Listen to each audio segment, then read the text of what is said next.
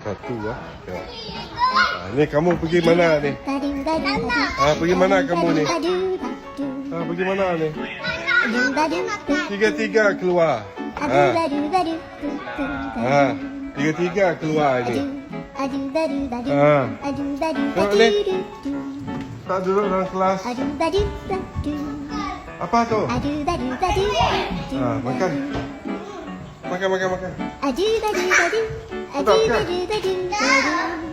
Siapa yang ini? Sedap makan. Elok makan.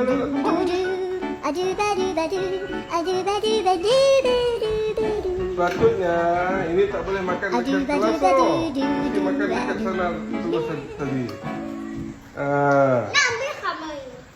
Nak habis kami.